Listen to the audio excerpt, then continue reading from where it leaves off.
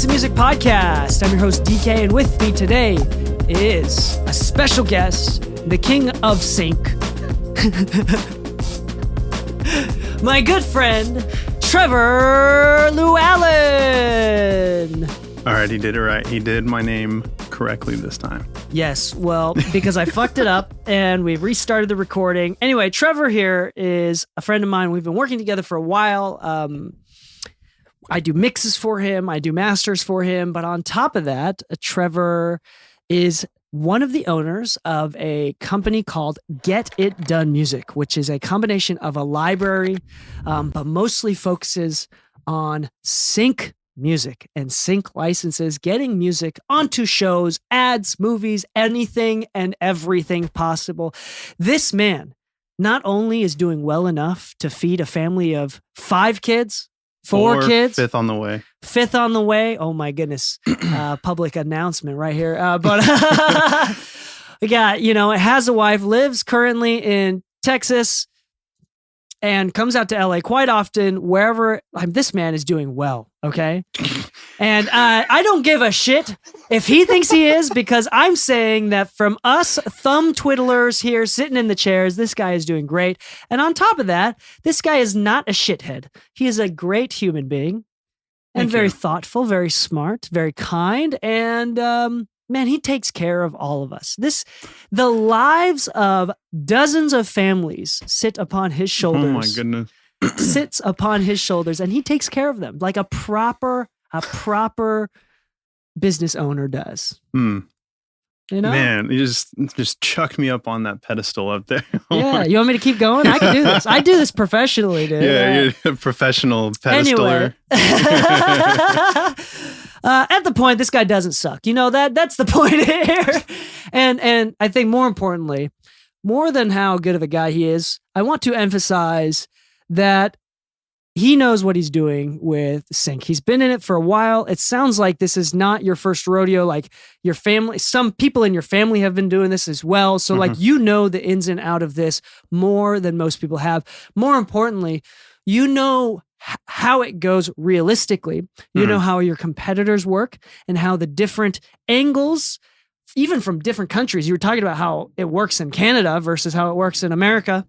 Yeah. You understand how this works. And as an educational podcast, we do not do a lot of interviews. We are not an interview show, and we're fucking proud of it. Every time that we do an interview, it is someone that knows their shit. And today, we don't give a shit about who you are, Trevor. We want to know what you do and why it works for everybody else. Why someone may consider, I just want to know how sync works. As much as I want to do an interview, it's like, who's Trevor? Oh my gosh, what school did you go to? How did you find your wife? Oh my gosh. Honestly, what people want to hear is, what the fuck is sync? And why do people want to get in? Why people should get into it, or why not? What are the realistic expectations people should have? How does it fucking work? So let's start off as this. What the fuck is sync and sync licenses?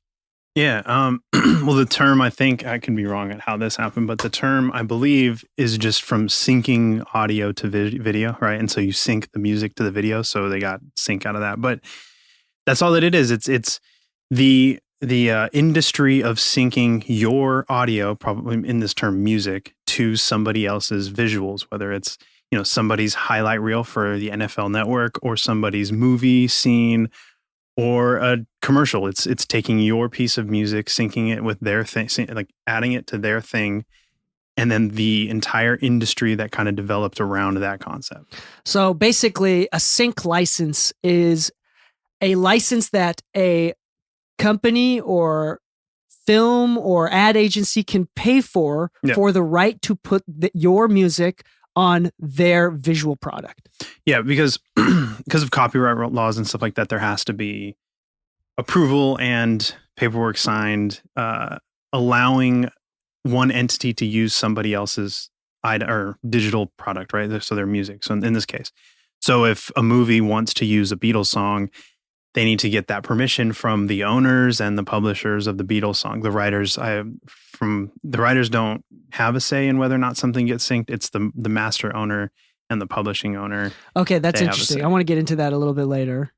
Hold on. So wait, say that again. Actually, I want to get into it right now. Say that again. So the publishing owner and the master owner are who determine whether or not something can get synced. Like if you own a certain percentage of publishing on a song, the movie or TV show, they need you to sign the approval to have that synced onto a movie because the song, because the publishing side comes with ownership rights and so does the master side. And so, for example, if the master side doesn't allow the song to be used, like we've seen scenarios where they'll redo the song, the publisher on the publishing side can have like a new master made, kind of like what Taylor Swift has recently done, so that then the publishers can land a sync, but then there's a new master owner of a song that then gets that's kind of a roundabout way, but that's okay. Me explaining the reason why I'm explaining that is that there's two pieces of ownership. There's the audio ownership and then the copyright ownership under the publishing side. Okay, so that's making sense. Let's do this little Mogi. What is Mogi in English? Role play.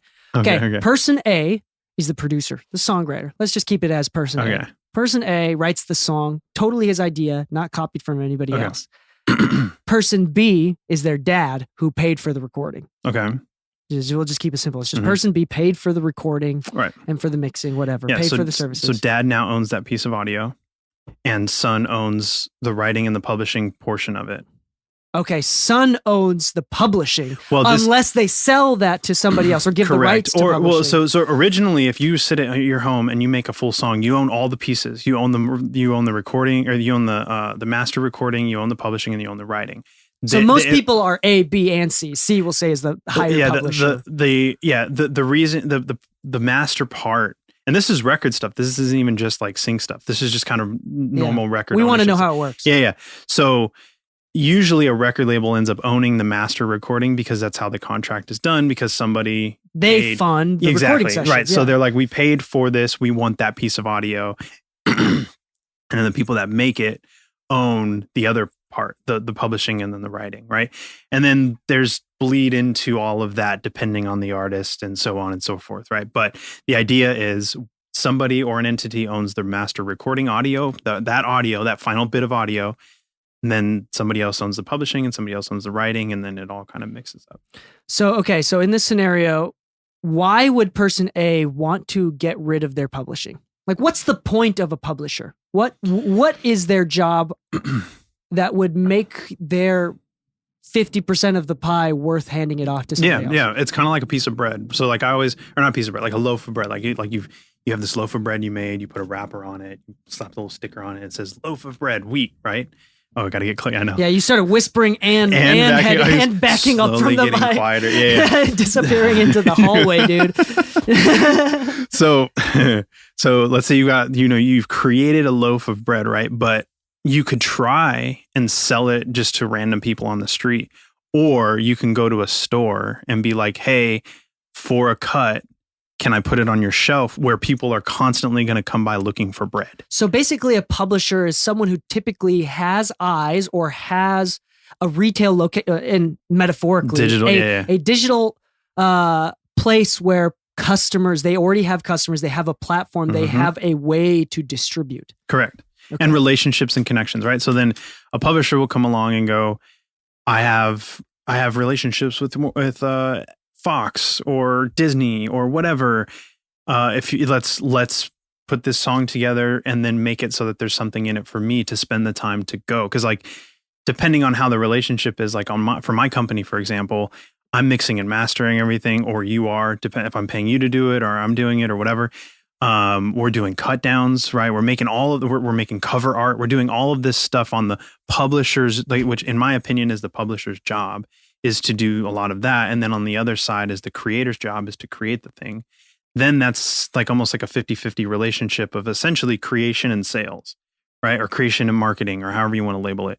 And then that's where for our company, that's how we kind of look at publishing, is like, we are doing that part of the publishing, because just creating the thing is part of the publishing, but then also marketing it and doing all the stuff, selling it, distributing it, sending it off to the clients that we have in South Korea, right? Like all that kind of stuff is my half of the job, right? So then that means we both have half of ownership because we're doing half the work. You're creating, we're marketing, or we're the publisher and the publisher pie and the songwriter pie both get equal amounts of royalties. So if there's $1 in royalties, both get 50%. Correct, because those are done because those are performance royalties. So those are done on BMI and ASCAP. So or CSAC or whatever your country is, Gamma if you're in Germany, and yada yada yada. They're everywhere.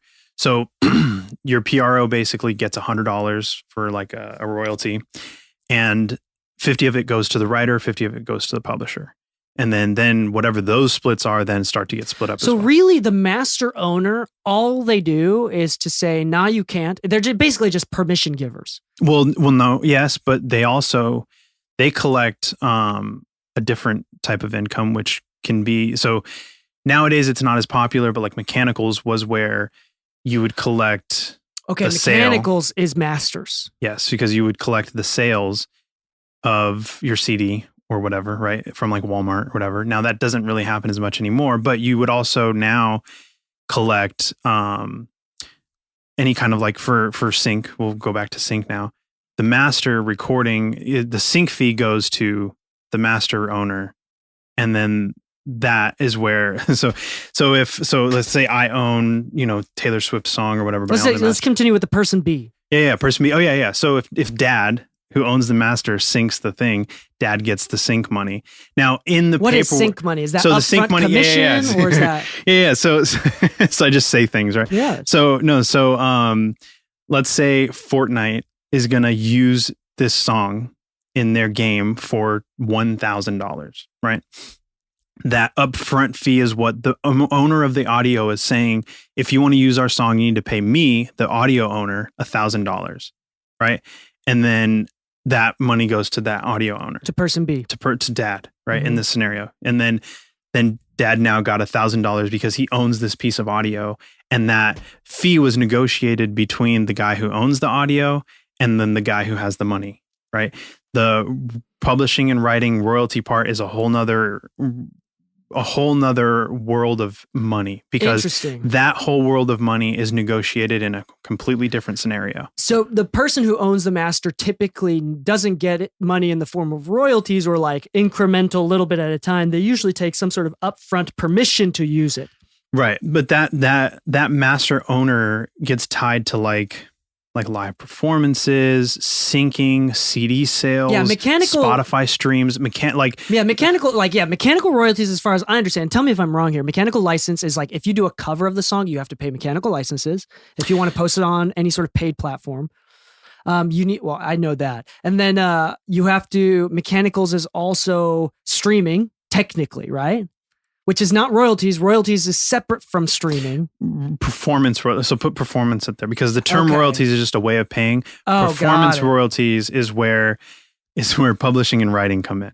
So, but you could have like a mechanical royalty that's outside of the performance royalty. Like streaming would be a form of mechanical royalty. I understand. Correct. Okay. So, and this is where it gets really intertwined. It's not so straightforward, because there are scenarios where the master owner does receive some sort of royalties through mechanicals and stuff. So it isn't even all just, it's very all over the place, because contracts can be different. Just all of the things can end up being different. Like for example, some of the publishers might receive some of the mechanical royalties, right? So but that's all like on sales stuff, which in sync in my company in synchronization music and my company in general, we don't deal with a lot of mechanicals because we're not like selling our music, we're licensing it mostly.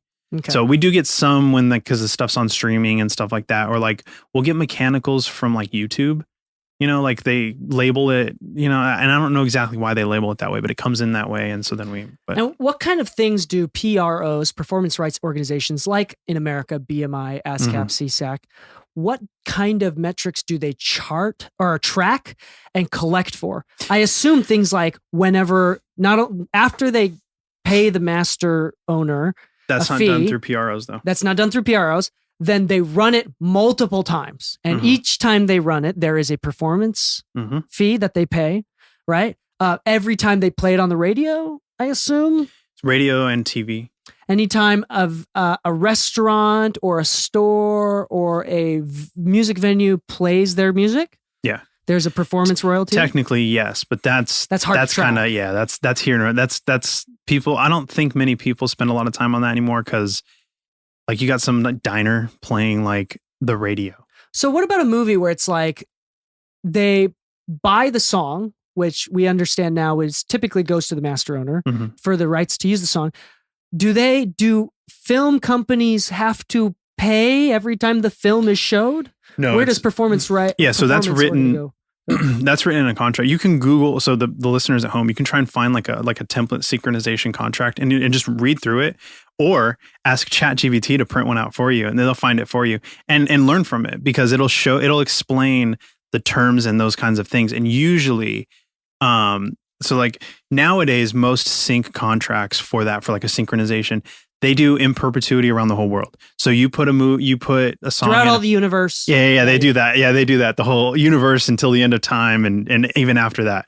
In the resurrection, Christ comes back, and we're still getting our money. So no, but in the contract, it'll explain like the terms, because there were times where people would do like and you might notice this if you watch an older movie, the music is different, because there were times where they would do like a term where it would be like 10 years you could use this song in your movie. And then 10 years would come up, and then they'd be like, okay, we need to re-up on this contract. And then they'd be like, I don't want to repay. And so then they just replace it with like with a different song or whatever, right? So, but nowadays, usually what it is a sync will usually be forever, worldwide, so that they can do whatever they want with the movie, especially nowadays with the internet. If you have a movie and you put, this guy's song in the movie, they don't want a headache in 5 years, 10 years, right? They don't want a headache where the contract says America only, but now they're getting popularity. This movie's getting popular in Germany, and they don't have the right to have the music in Germany. So most of the time, the paperwork is essentially saying, everywhere, anywhere, at all time, this is what the fee is for that.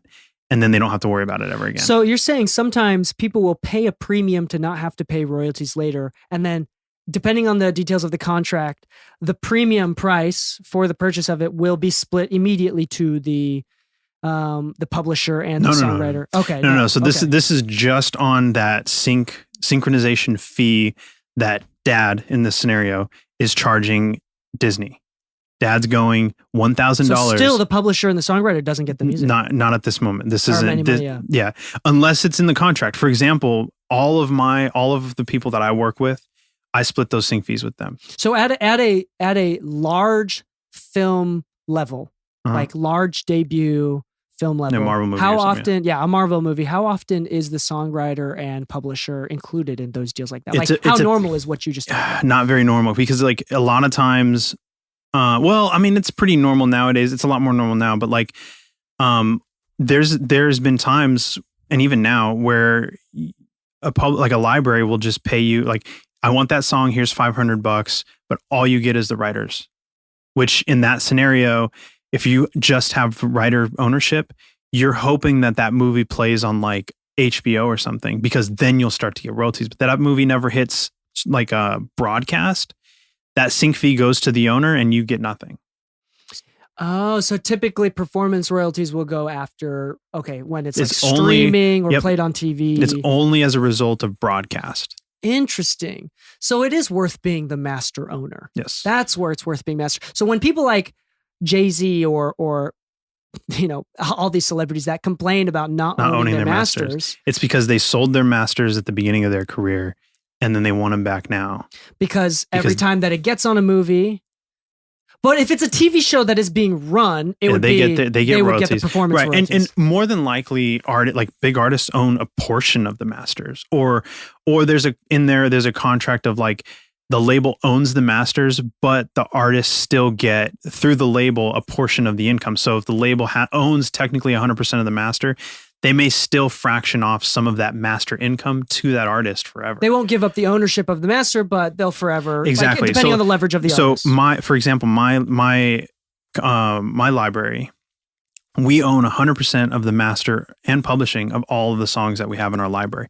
But in our system and in our paperwork with our artists and producers and everybody, that master gets split financially. And so when we receive $1,000 for a sync, we take 500 and then we take the other 500 and pay it to whoever made the music.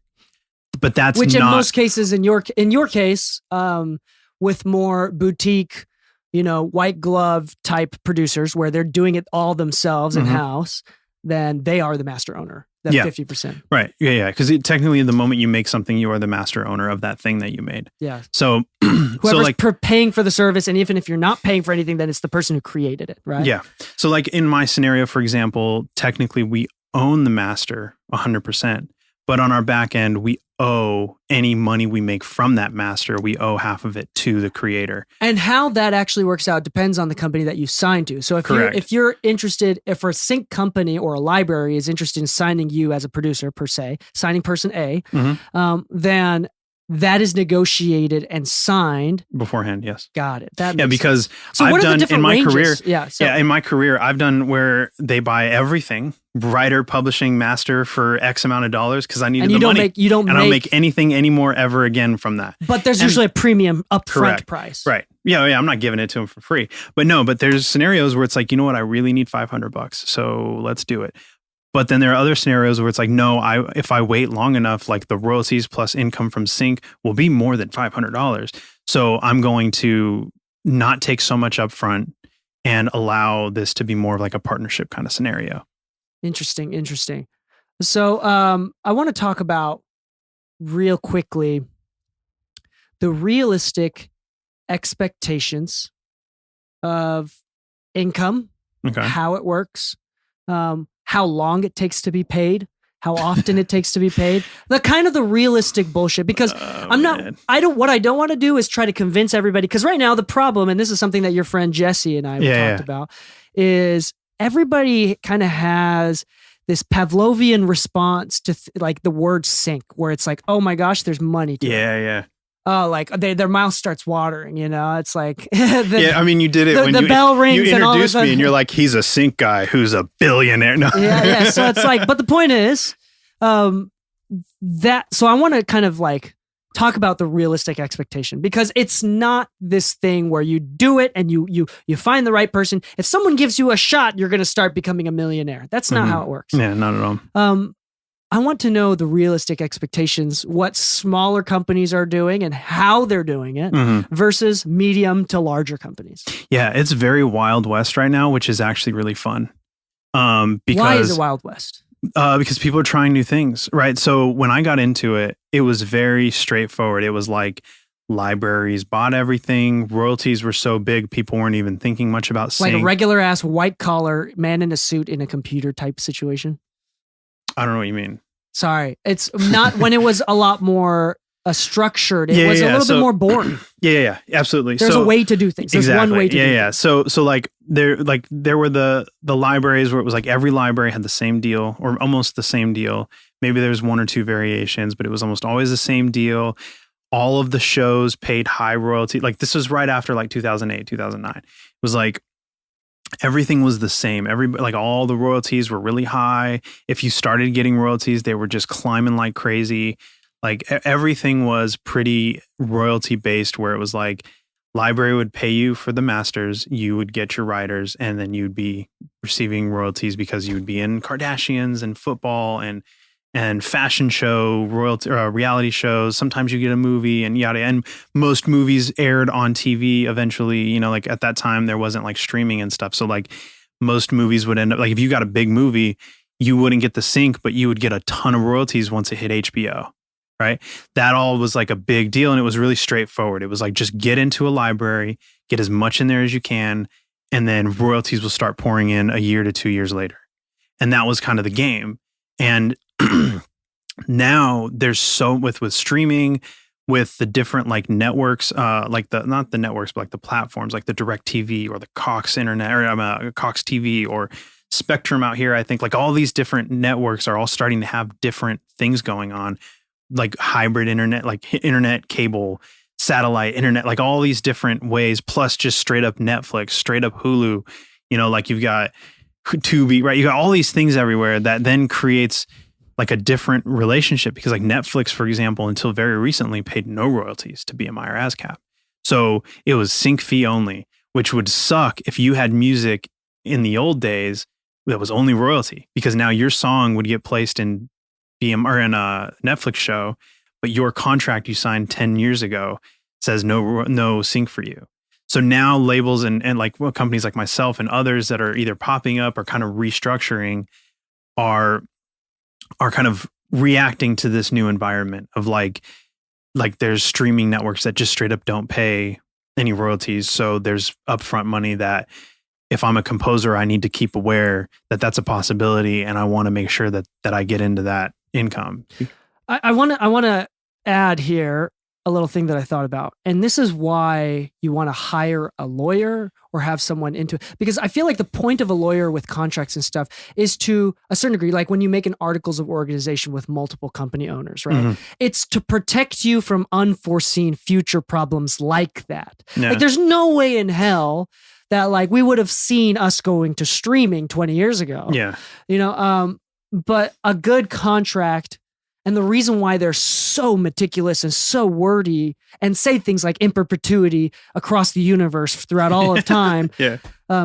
Is to protect both parties in situations like that when the industry completely flops on its head. So you're saying that the industry is currently, we got the writer's strike, we got the actor's strike, we got strikes going on, even with Ford, we're not even getting into it. But anyway, because the industry, it has flipped on its head, and we're still, even though it's been a while, it feels like streaming has been around for a long time. Yeah, it hasn't. But yeah, it feels like it. Yeah, it feels like it. Yeah. And they're still trying to figure shit out. Yeah, no, I know. Like, this is kind of the everything is changing all the time world that we live in, and it's a bit chaotic. I don't like whether or not the strike thing or whatever, but I like whatever. However we handle it we just have to handle it with self-awareness and understanding of what's happening in the moment, right? And so, like, I'm always having conversations with my composers about, like, if we were to get, like, I used to not, okay, so there's a thing called blanket licensing, right? So, like, if ESPN, for example, like an umbrella policy for insurance. Yep. Yeah. So, well, no. It's like, it's an umbrella license. It's like, I'm going to pay you one fee and I get to use all of the music in your library for that one fee. Right. Now, that scenario is that like artlist.io or? It's similar. Like I don't know how it's like a subscription based. No. It's like if like let's say my library is just sitting there doing its thing, and ESPN is like, you know what? Instead of paying you one time every time we use something, what if we just gave you one flat fee and then we could just use everything nonstop for a whole year? Okay, with a time limit. Yeah. There's usually a time limit. Yeah. Usually like a fee for a year or 2 year, whatever. And are those fairly lucrative? Is it worth doing it? They were great in the past because royalties were so high. You wanted to be in a blanket because the blanket would be a small fee that the library would get. And then the royalties would be wild because they'd just be using your stuff like crazy because they don't have a limit anymore. They just start using it like crazy. So your royalties would just... So that was even the ideal scenario for even the... if you just owned a little bit of writer. Or the writers, yes, it was both. Everybody was happy because it was like, yeah, we're not going to charge you a crazy amount for this blanket fee because we're just going to rake in the royalties, right? Well, nowadays, you've got the internet networks. Like if you did a blanket fee with or a blanket thing with like Netflix, it's not the same because the royalties aren't the same, right? So like your royalties on Netflix stuff is tiny, right? And it was non-existent only a couple of years ago. So a blanket would suck for you as a writer because you'd be like, okay, I'm not getting any of that blanket fee. And me as the publisher, I have no idea what they're using. So I can't even split that blanket fee up properly. Because there's other companies that track what's being streamed, what's being... No, there aren't. That's another thing is that so you can so right now you can sign up to a bunch of different services. I won't name any because they got to pay me to say that. No, there's just a bunch of different services that'll listen to like ESPN or Fox or whatever, just like scrape the data. Exactly, and it's just like Shazam at all times, and it'll listen and go, hey, your music was right here, and then you can see that and be like, oh yeah, my music was right here. I should get royalties soon for that. Cool. Streaming platforms don't let anybody do that. They don't let anybody listen to their platforms and then report what's being used. Film and TV streaming, not Spotify and Apple. No. I'm talking about TV Netflix, and film, Hulu, all Disney those kinds Plus, of stuff. Okay, see. So there's no way to scrape it either. So it's really hard to do a blanket, let them use it like crazy, but they don't have to report what they're using back to us. So that's because the streaming services aren't required to share the data, and there's really no motivation to do so. Well, there's motivation on our end. We would love to be able. Of course, but I'm talking on their end. On their end, no, and there may even be nefarious reasons why they're not doing it. I don't know. But, so I mean, it's kind of like a we trust you kind of situation right now. I mean, obviously, I think the market. I mean, if capitalism does its job right, eventually they're going to have to. It's probably going to move. Yeah. Eventually, people like us and others will be like this. Like we need to be able to. There has to be levels of transparency. Yeah. Right now, it's so new that there's not even. Yeah, it's for one, we're in the early stages, and two, ground has been given. Like BMI and ASCAP used to not collect any money from Netflix. Oh, so now they do. So people, okay, so to a certain it takes degree, time. Oh, okay, so to a certain degree, so all the people that are like complaining, it's like people don't realize that it is moving forward. It is getting better. Yeah, there's a behind the scenes kind of battle that's just constantly going on. Interesting. I didn't realize that. That's cool. I mean, I can speak on like Spotify and Apple a little bit because I understand how that goes on. But as far as like film and TV goes, I did not. Yeah. So, okay. So we've been all over the place, but let me do a quick rundown of PROs, right? So BMI and ASCAP, for example, and most PROs, performing rights organizations, basically once a year, once a 2 years, so there's a term where they go to all of the networks and they go, we're negotiating a year rate. You pay this big fee once a year to us, and then we take that money and split it out like a piece of pie, right? So BMI goes to ESPN and they go, you've used this many BMI songs last year. So if you want to continue to use BMI songs, you need to pay us this fee again this year, right? Then they go to HBO. They say the same thing. They go to all these places and they say, this is our fee for using all of the music that's under BMI or all the music that's under ASCAP, right? Then that fee becomes a pie. And then over the year, your piece of that pie gets chunked out the more you get used, right? And then a quarter comes up and then it goes, okay, this is your slice of the pie. There's your royalties, right? Because usually that, like, I'm sure payment structures are different depending on the companies or whatever, but they pay lump sums and then those lump sums become what the royalties will end up being, mostly on like a percentage basis where it's like the more placements you get, the smaller somebody else's piece of pie gets, and so on and so forth. And then it kind of shifts and then boom, your royalties get divvied out. All right. Now that's the simple way to do it. There's this giant math behind it all that I'm not smart enough to explain. This is really interesting. So let's do a couple of role-playing scenarios just to really hit the nail on the head, kind of like really explain this. Okay. In this situation one, person A buys their own laptop, buys their own software. Okay. Right? They bought Logic, right? And they have their own laptop. Yeah, they bought Logic. They bought Logic. Yeah, and then I know we talk about this. That's your favorite. And they make their own music, their own ideas. There's no way in hell that anybody, no copyright infringement. Yeah. They themselves somehow email a music director, music supervisor. Yep. And they get their song onto a show. That's on TV. Yeah. Direct TV. We'll just keep it simple. They collect potentially masters. They collect the sync fee. The sync fee, which would go to the master. Yep. And every time the show is played or that episode is played and rerun, they collect on the publishing side and the writer side. They collect every penny that song makes. Okay. The reason why the publisher's pie, so in scenario B, person A bought their computer, bought their software. And nobody's answering their emails. Nobody answered their email. Yeah. Nobody's answering their emails. They're like, you know what? Person C has a history of making money and has contacts within the music in the film industry and has a library or whatever. Person C sends a contract to person A because he or she believes person A's music is good enough for these specific categories or shows that are currently trending. Correct. Right. Like, for example, this is something super specific, but you were talking about making a sex album, which is really erotic because of shows like not Dysmorphia. What is it? What is the show? Euphoria? Or no, there was the other one too with the Weeknd. But yeah, some sort of like teenage that's trending, like whatever. Yeah. So you find value in person's a sex erotic album, right? And now the person has to decide whether it's worth selling their 50% or their 100% publishers or whatever they negotiate in order for person C to sell to the sync companies because they're unable to do it themselves. Yeah, that's exactly. Yep. Now, in situations 3, Yep. they can't afford to buy a laptop. They can't afford to buy the software.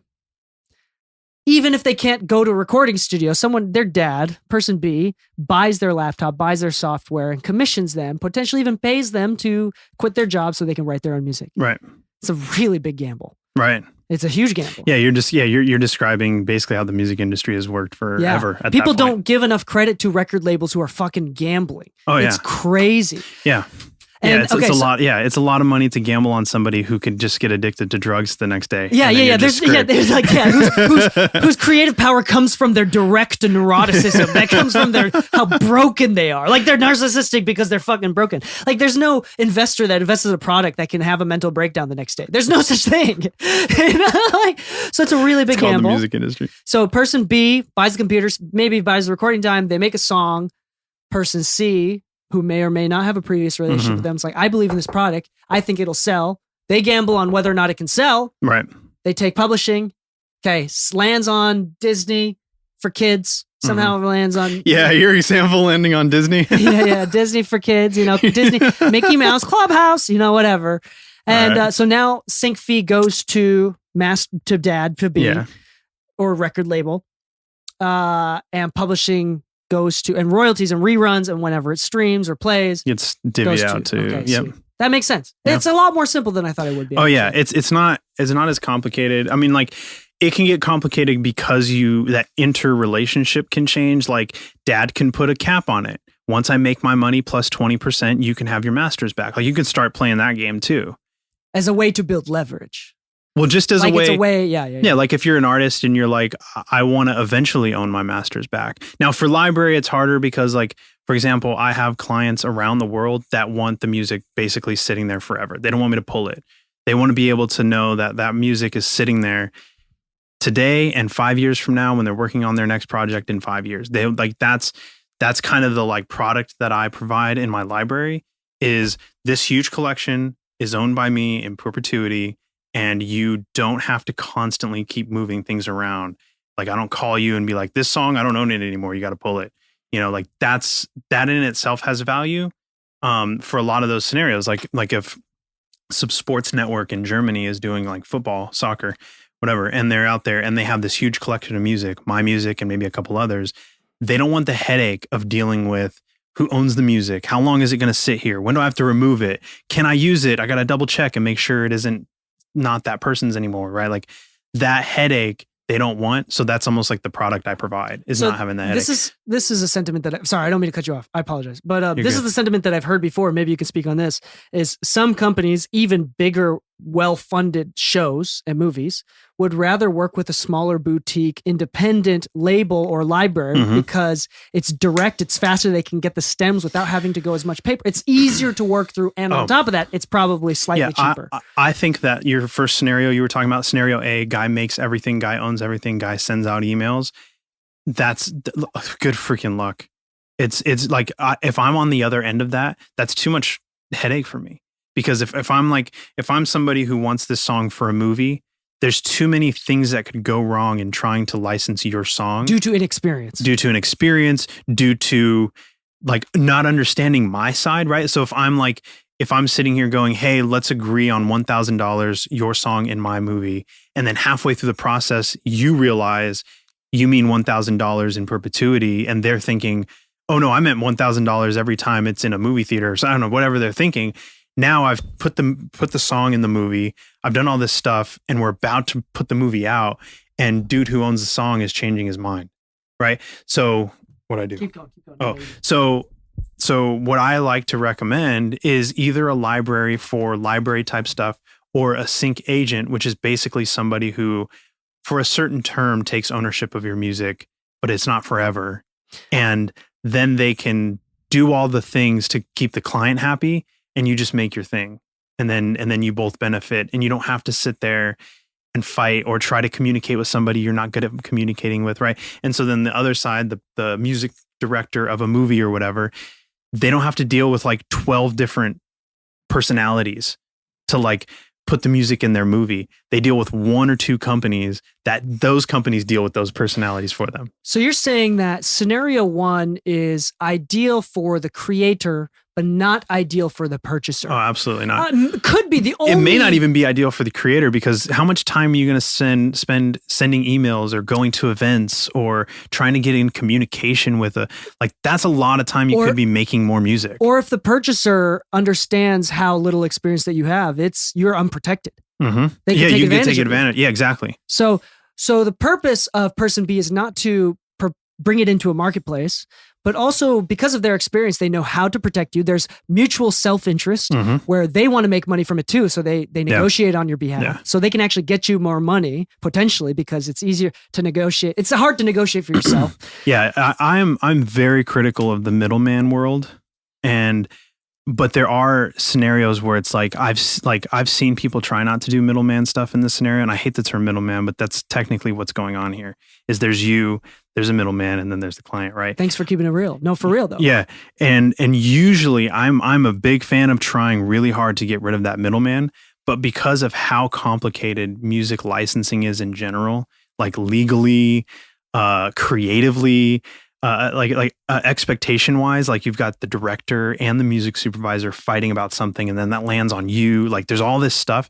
That middleman is actually crazy valuable a lot of the time. Not every time. A lot of times there's middleman seeking, right? Like rent seeking. There's like middleman seeking where they want to be the middleman and profit off of it, and they don't give a shit, right? There's a lot of that going on. But if you have a good relationship that goes through that pathway, it's insanely valuable, because then what you have is you have the creative doing the creative.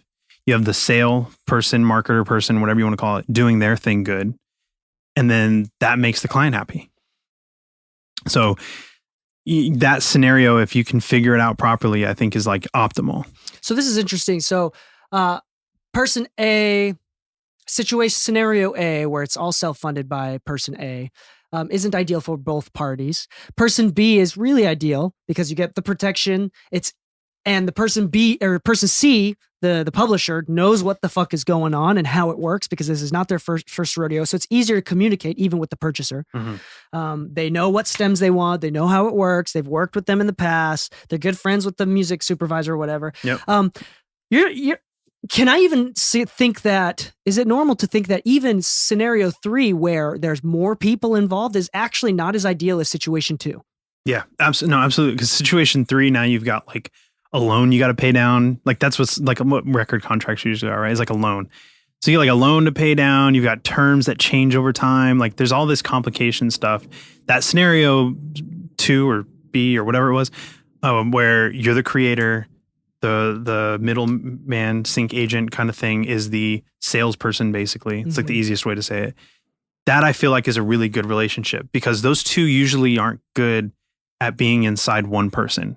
Like one person isn't usually good at sales and creativity to a full extent. That's just human nature. Right. Unless you're a genius, you're either chaotic yin and you don't sleep, or you're yang dominant. Yeah, exactly. You're yin dominant or you're yang dominant. So if you can create a really good partnership where the salesperson isn't trying to be creative and the creative person isn't trying to be salesy, and they yin and yang themselves together, I think that's the optimal relationship.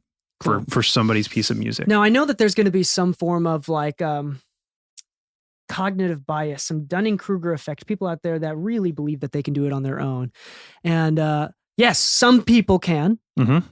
But you're saying for smoothness to be able to negotiate, not for yourself, so someone else can negotiate higher for you, to be for all kinds of reasons. It is actually worth giving up publishing. And you're not saying that as someone that owns publishing.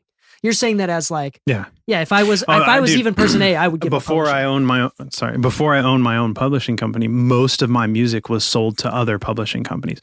My own music, I almost own none of the music I made when I was younger. That all is owned by other people. We didn't talk about that. You have a history of making your own music and selling your own music. Yeah, from like right out of high school, I was providing my own music for libraries and stuff. The reason why I became a publisher was because I became friends with people that were way better than I was, and I was like, I was making music. I was getting better pretty good. Composers, better producer than you were. Yeah. I was like, I'd make music and stuff like that, and it'd be cool. But then I'd have a friend who's just way better than me, and I'm like, dude, like, I'm competing against you, but like, you're my friend. You're like, I want the best for you, but you're killing me every corner, right? And then I would do that like with everywhere in music. I was starting to get that way, and I was like, you know what? Like, what I am good at though is relationships with understanding business. I kind of got into the Gary V stuff for a while, right? I was like, you know what? I'm going to put the music away for a little bit, and I'm going to be the business guy. And then I'm going to take all of my friends and be the business guy for them. And I almost created the relationship I just talked about with you, where I became the marketer / business guy, and they stayed their amazing creative selves. And then we became like, then that's how like we worked together in that scenario. So that was like my evolution. Is I went from just a guy making music on my laptop, being pretty good, to doing this instead, and actually liking this honestly, I like being the business guy better. I've grown into it a lot, and I actually like this world a lot better. It's really interesting. I want to talk about negotiating and going from the baseline. Well, how much is that worth to you? Baseline 3 talking scenarios. About negotiating. I think I'm kidding. Okay, I'm saying I'm negotiating. Yeah, there we go. But it went over me for a second there. I was like, it's worth it? What are you talking about? No, but I want to dive into one of the things that I'm a big fan of personally, as well as on this pod. We talk a lot about personal development, self-discipline, impulse control. This is a huge topic for me. Okay. Because we are in a creative, feminine energy, yin industry, creative, chaotic. We need that. Okay. There's a lot of chaos. People don't have regular sleep schedules. Mm-hmm. That's normal. Yeah. People being depressed is like kind of normal, to a certain, okay, that's dark, but it's like, normalized. I don't know if it's normal to be depressed. Okay, fine. You're right. Okay. I'm sorry. That was a little dark. I was trying to make a joke there. Okay. But, the point is, unfortunately, the people that are able to have the self-discipline to deliver files on time, to be able to do what they're told, the simple things. Do you think the straightforward things? Most creatives cannot do that. No. And I think it's a huge issue. Yeah, I woke up at 4 a.m. this morning to deliver some files to a New York client. There you go. I was so tired. There you go. I mean, I think the thing that people are not understanding is the thing that is stopping musicians, creatives, composers from getting better deals, whether it's through sync or through streaming or through YouTube or through some sort of label contract. I think the biggest barrier is self-discipline. And it sounds like from what you're telling me right now, if you are not even the person who is able to deliver files on time, to deliver files as asked, to read fucking instructions on an email. For example, the prompt is rap with horns and jingle bells. And if you didn't read it and you didn't put jingle bells on it because you just sent them something that you made months ago to make the job easier. And you didn't fucking read the email, you're a piece of shit and you don't deserve to be paid and you're not going to do well. Like, honestly speaking. So this is, if you are the person that can do the bare minimums of delivering files on time, being able to read instructions, be able to have pleasant conversations with the publisher or the purchaser or whoever, if you are that type of person, that alone will take you further than a genius who is neurotic as fuck and unable to get it under control. Yeah, for sure. But then there's also, like on my side, for example, I benefit immensely figuring out how to handle that genius. Because if I can rein in that genius, and basically like I have some people where basically like at any moment I'm just like, send me the stems now. Because if I ask you for them later, it might be a problem, or you're too busy, or you're whatever. And so if I on the publishing side, on the management side, on the whatever side, the business side, understand how to handle, rein in, and manage a crazy genius type you just described, that's immensely valuable for me. Yeah. So like those two can exist. Like I have the guys who are just very good, straightforward. They're always on time. I like the guys this morning at 4 a.m. I sent the stuff to the guys to New York. They came back and was like, I need that piano part separated where the chords are on one stem and the piano lead is on the other. Cause like it's a left, right hand piano thing, right? So it's like chords, piano, melody. Yeah, They were like, I need that separated. So the guy who luckily was very dependable did that. He opened up his DAW, separated the MIDI, sent me the new stems in like 10 minutes, right? Those people are great. Those people get more gigs. They absolutely do. That guy literally just landed, like that piece of music will probably get used in something today because of that. Right. I know other people who were just not awake at that time, or which to be fair is not. It's not the expectation to be. It's awake not at be that time, super. but Yeah. But that's not the like. I'm not expecting everybody to wake up when I call them or whatever. Right. But I know of people on my team that for sure would take a couple days to get me that. Yeah. And it is what it is. I'm not mad at it about them. Like you can kind of be mad at it a little bit, but it's just different types of people. You got to handle different ways, and that's why I'm pretty good at what I do. Okay, I want to be clear. You're good at what you do, and as a relatively medium, smaller size company, you have the leeway to develop people, to develop to create systems, to help people be organized. To create that kind of path for them, to make it easier for them. But if you are a large company that is like major label only type stuff, you don't have the time. Those bigger companies don't have the time to develop something or wait for you or to create systems if they don't already have it to like, okay, get your foot out the door. Let's fucking do this, right? Yeah. Like you have to have that before you get in there. That's kind of why I said right now we're in like Wild West, because I'm seeing a lot of people like myself doing that.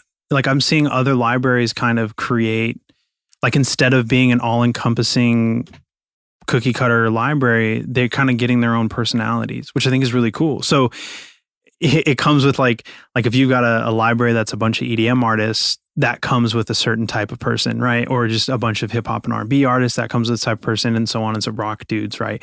Like you start to get types, and the company kind of reflects that too. So I think it's not the end of the world, and I'm not trying to like give excuses for people who maybe don't hit deadlines, but I don't think that's a good excuse.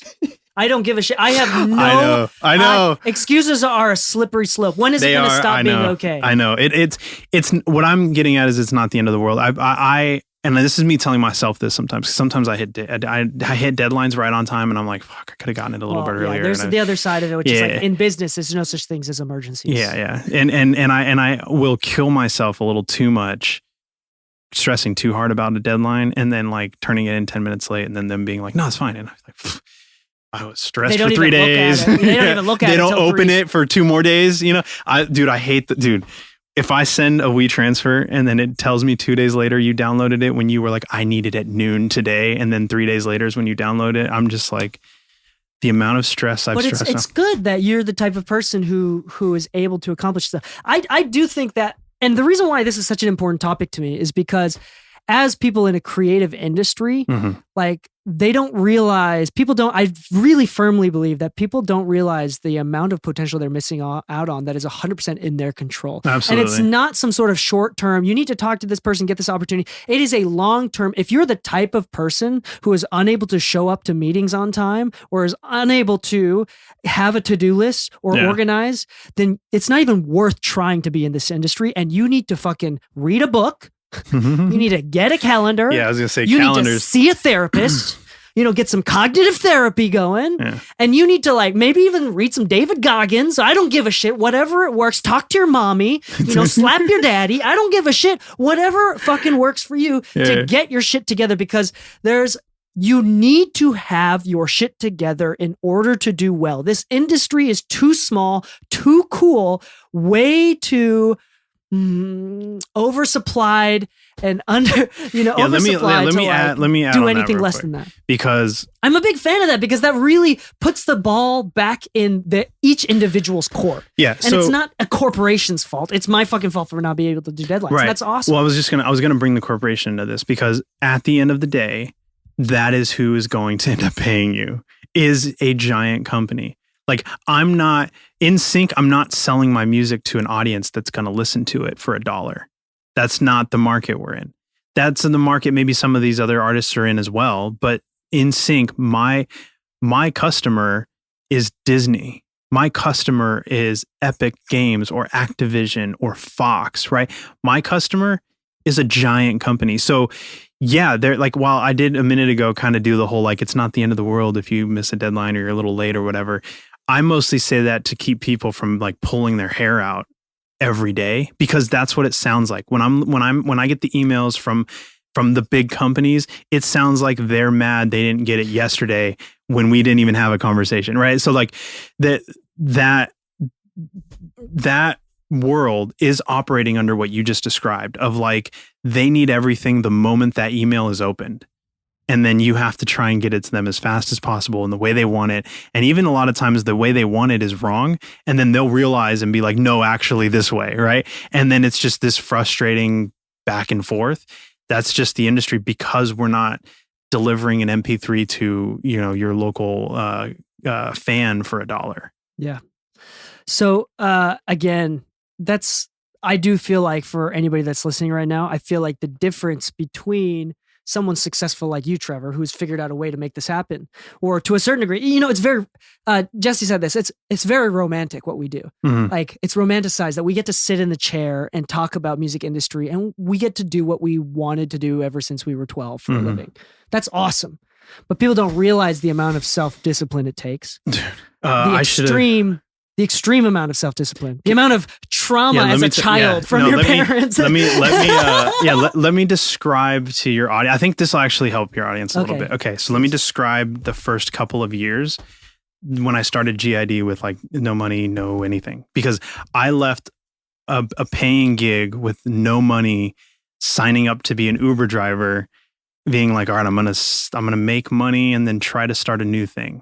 Right. Because I was in a situation I just didn't like anymore. And I ultimately was like, I quit. Like I may even never do music and ever again. I'm just out of here. Right. And so what ended up happening though, is I kind of stumbled onto like entrepreneurial world on the internet. Right. And like the Gary Vee stuff. Yeah. You go down that rabbit hole where it's just like, you got to sell your hot dogs and your couch for extra money. I can't do a Gary Vee, but you know how a Gary Vee sounds. He's like, I'm so excited about selling NFTs right now. I'm the king at eating grapes. Oh my gosh, fucking New York Jets lost again. I'm going to own this team. Yeah. I don't know. He turned into Mickey Mouse for some reason in this conversation. Anyway, so I kind of went down that whole entrepreneur world. And when I came out of it, it was, I ended up being that cliche, I'm going to do it kind of guy. Right. But I kind of did. And what, like, I figured out what worked for me. I did weird things. Like I did polyphasic sleeping. I don't know if anybody knows what that is, but that's where you basically take 2 short naps and then you only sleep 4 hours at night. And I did that for a whole year. So I'd be up super late, have my little nap in the middle of the day, and I basically had like 20-hour days, like 19, and ate a certain way to make that work and yada, yada, yada. And it does work. At least it did for me for a long time. Yeah, it's like extreme amounts of self-discipline. Yes. And comfort with discomfort. Yeah. And you're like, family has to be on board because I like my wife, like, hey, I'm like, keep everybody quiet for like 20 minutes while I take this quick nap. Because if they don't, and I don't get this nap in, my 4 hours tonight is going to be rough. So like all that stuff, like there's that. I learned a system with sticky notes. That was my thing. Like everybody kind of find their thing, but mine was sticky notes. I had this wall of, I still do actually, this wall of sticky notes. And as I finish things, I take it out, I crumple it up and I throw it away. And that action and that visualization is how my mind was able to like handle all of the stuff I needed to do to start and start a business up, right? The sleeping, that all of these like calendar. I never used a calendar before, but keeping my like day organized with the calendar, all of those things. And those aren't something to say like, hey, do all those, figure out what works for you, because figuring out some sort of system like that is what will help. It's what helped me run a business and get a lot more done in the first 2 years of running a business than I kind of pride myself on this. Like I do think that my company, my library grew and did more in 2 years than probably any library I've seen. And that was mainly because I was just like, hey, I'm not going to sleep for 2 years. Let's see how that works. Yeah. And I've had periods where I almost didn't sleep as well. I wasn't as smart as you. I just kind of took it on the head and just slept 4 hours and that was it. Yeah, well, I stumbled on somebody explaining that and I was like, I'm going to do it. And it's the first month of doing it, it hurts because your body's adjusting. But then once you get into the groove, it's kind of cool. But the point, like even in that point, it's like the extreme amount of self-discipline. Yes. Dude, it's again, I love that we talk about that because the ball's in your court. That you didn't have to do that. You could have been comfortable. No, I mean, yeah, I could have been comfortable getting like a normal job and whatever. But I put myself in that position because I wanted to do this company and that was the only way to do it. And I would say succeed. that determination is significantly above average. And to a certain degree, I want to say this, like it's almost easy to make money from music, because if you think about it like this, most people trying to make money from music do not have any sense of self-discipline. They don't even wake up at the same time every single day or go to bed at the same time every single day. Most people in the creative industry don't. And if you are the type of person that chooses to, oh, you know what? I'm going to start reading even though I hate reading. Yeah. Oh, I'm going to start exercising even though I'm a fat fuck who doesn't care about exercise. You know, it's like I'm going to start waking up and having a proper sleep schedule for myself, even though my mom isn't telling me to. Yeah. That alone, it's so fucking easy. I'm going to tell you, it's so fucking easy to do well. It's not just music, dude. It's every industry you're in. The bar of like, I've discovered this, like, cause I did a little bit of, I won't get into it, but you saw, I like built a bunch of my house, you know, like the walls and the flooring and all that stuff. And I learned a lot of contracting stuff at that time.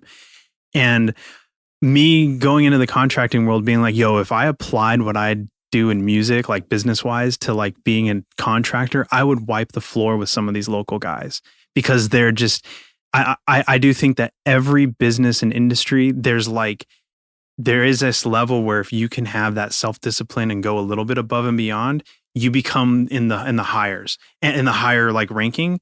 And that's only just on your behavior. That's not on your skill or anything like that. We haven't even talked about skill. Skill is not something that we've even brought up. Dude, some of the best, most creative, best songs you've ever heard will never leave somebody's hard drive, because the person who made it is just not, like, is just a problem. Like they're a problem for themselves. As Theo Vaughn would say, they might have the tism. The tism. Which one is that? Is that when he fell into an embankment? Sorry, what a tism? Oh, autism. Yeah. There it is. They got a form of. They got a touch of the. They got a touch of the tism. That's a very Theo Vaughn thing. But for real though, it's the talent is something that comes after that, and it's like if you are blessed, like God tapped you with magic water, you know, on the way out. And you're like self-disciplined, holy shit, you are getting all of the fucking gigs. I can name the two people that should be getting all the gigs for you, and you know it. Yeah. I know who they are. Yeah. And I'm not even the boss of your company, and I know who they are. That's really funny, because we'd probably name those two same people. Yeah, that's funny. Exactly. It's so, and here's the thing, as the owner of the company, and even as someone who is direct contact with you, who is a contractor for you. Yeah. I tell you, we want those people to succeed. It's not just we give them more opportunities, but we also we feel like we can't give them enough. Like if we can get 100% of the work from those two people, we would, but that's just not possible. There's just too much work that needs to go around. But I mean, that's how valuable self-discipline is. No, it's insane. Like I criticize like self-help people a lot of the times, like what's that Tony Robbins, or like some of those others, you know, because I'm like, they're somewhat, David it's Ramsey, kind of financial people as well as entrepreneurship. Dude, David Ramsey, come on. So anyway, my point is like most people are talking shit about David Ramsey in the comments, be like, oh, you can't save money in LA with $60,000 a year because I have to keep going out to eat every single week. Every single day.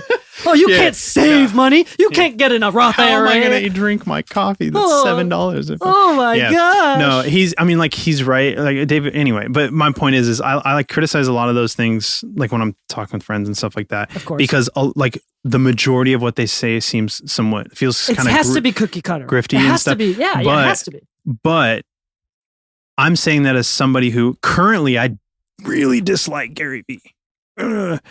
But his early stuff I'm not going to dig into that. Is what we can. I know I'm not going to dig into it. But his early stuff is the reason why my company exists. So there is truth to a lot of what these people like talk about, these like self-help things. But I think if you go too far into it, then you become more of a consumer of that stuff than an applier. And that was where like I think I did it right. How often do you think that's actually the issue? It's like you read all the books, but you don't apply them. So 99% of the time. Really? Yeah. I think it's most people don't even pick up the book. Well, I mean, like, because I'm thinking about the people that go to the yeah. seminars and all that kind of stuff. Like, they become professional customers of that person. I'm thinking most people don't even buy tickets to the seminar. Well, yeah, technically, yes. Because, like, there's not enough tickets to sell to the 4 million, people that watch each video every day or whatever. Yeah. The cool thing is, like, you can go, like, there's the Iliad, this bookshop right here. Yeah, I've seen that over there. Yeah, it looks cool. Mm-hmm. You can get a book that will increase your lifetime earnings by potentially millions of dollars. Yeah, which one? I don't know. Just like, there's whatever. A bunch over there. Yeah, there's you can find a book there and it'll cost you $5. Yeah. And taking the 4 to 6 hours to 4 to 10 hours to read that single book will change your lifetime earnings by millions. Okay. And people aren't willing to look for that. No, it's not just they're not willing to. And this is where I'm gonna I'm gonna trash talk like basically an entire industry right now. Whether they're selling books or master courses or like the newest updated PDF to their course on X, Y, and Z.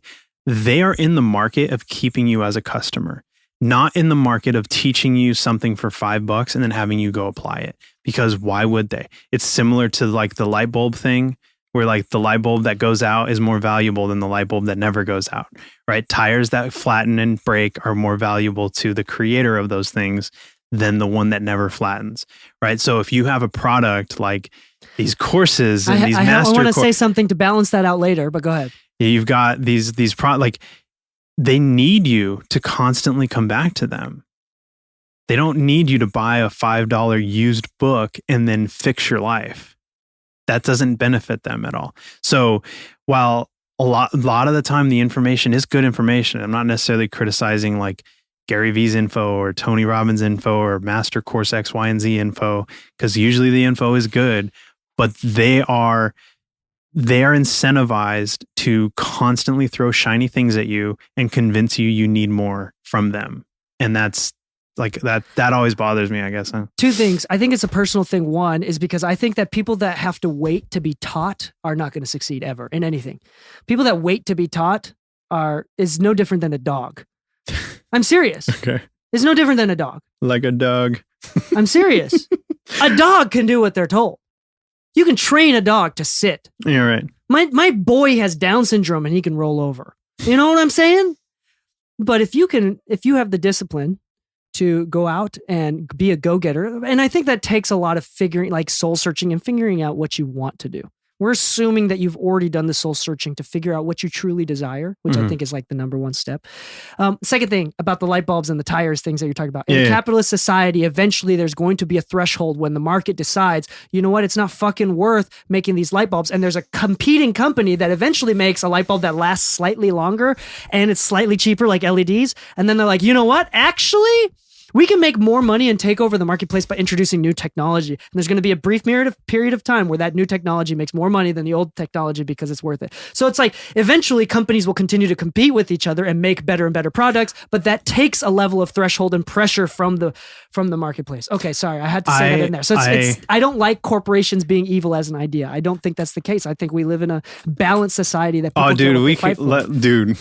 That's another part. We can go down that because I agree with you. I agree with you there. I do like, yes, because all it takes is one person going, well, my light bulb lasts a year longer than your light bulb. And then before you know it, you're just adding years onto your light bulbs over the next couple of like each company is adding, and maybe you never get the infinitely light bulb, but you get the light bulb you want. Briefly, the evil part is companies trying to squash other companies from doing it. So like buying the rights to like an uninflatable tire. So it never comes out. For the purpose of never comes out. That's bad. There's a reason why Google used the words "don't be evil." They removed that from their what is it? Their mission statement. They used to have a mission statement. It used to say "Don't be evil." It doesn't say that anymore. That's a little bit terrifying. Anyway, regardless, I'd rather live in a world where I'm optimistic. I don't live long enough for. Never mind. Fuck it. I'm Okinawan. I'm going to live forever. Okay. So let's get to the end of this episode, dude. That's a tangent that I feel really strongly about because I want to, if you're listening to this episode, to this podcast in general. This became just you and I hanging out. Is I want anybody to first gain the education and feel empowered to utilize this education for their personal benefit. That's the point. Like this podcast is not just teaching you how to mix. It's a podcast about how to make a living learned to mix or producing, right?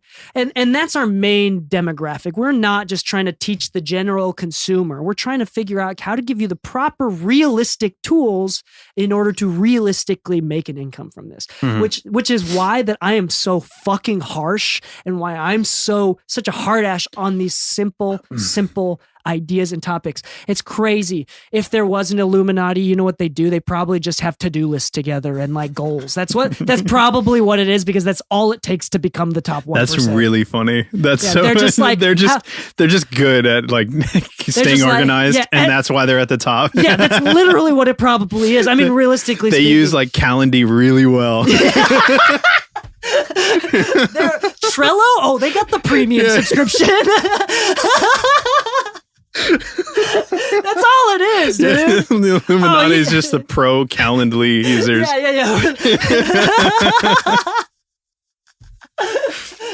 Oh, they have apps to keep them on schedule. That's all it is.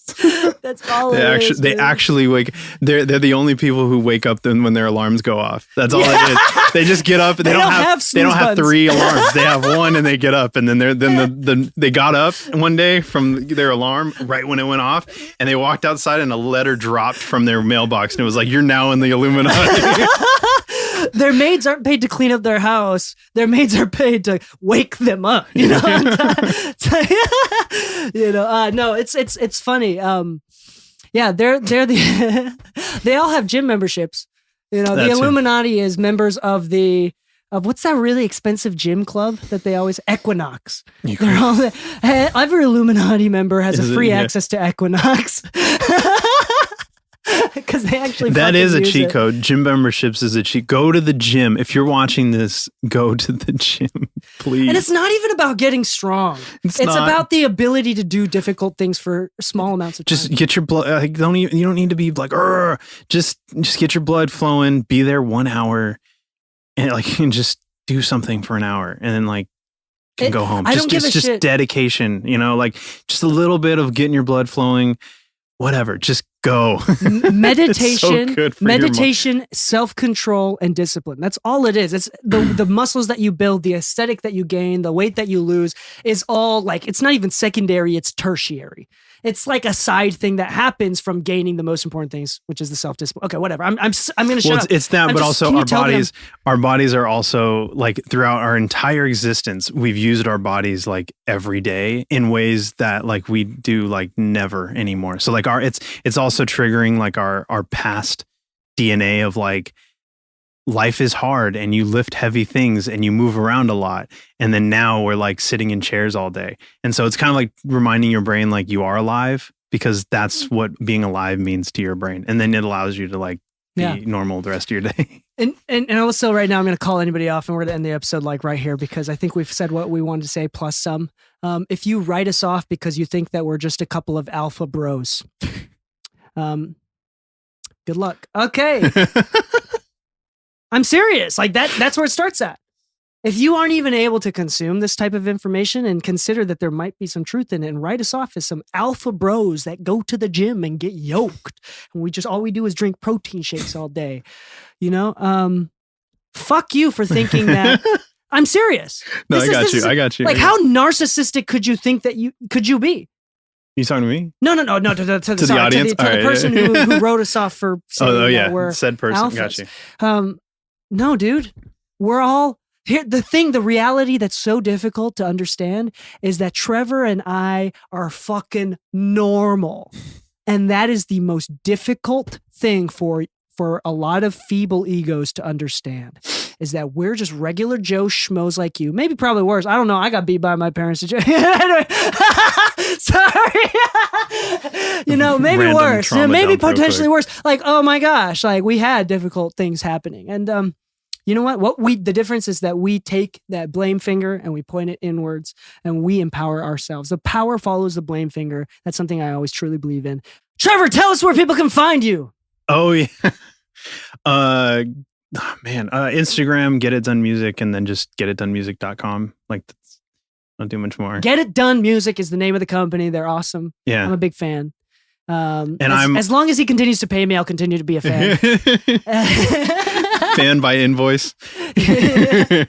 But I'm very like I respond to like DMs and stuff a lot on Instagram. So like just hit me up on Instagram if you're interested. Get It Done Music. Hit him up on. It's true. It's a G. He's got way too much G time on logo, his hand. You know, all of the hours that he could be spending actually sleeping, he's just responding. He's just fucking around. You know, he's not actually. He's willing to answer your text messages. No, but for real though, take advantage of that before this guy gets too busy. So, on that note, thank you so much for listening. Happy mixing, my friends, and stay saucy.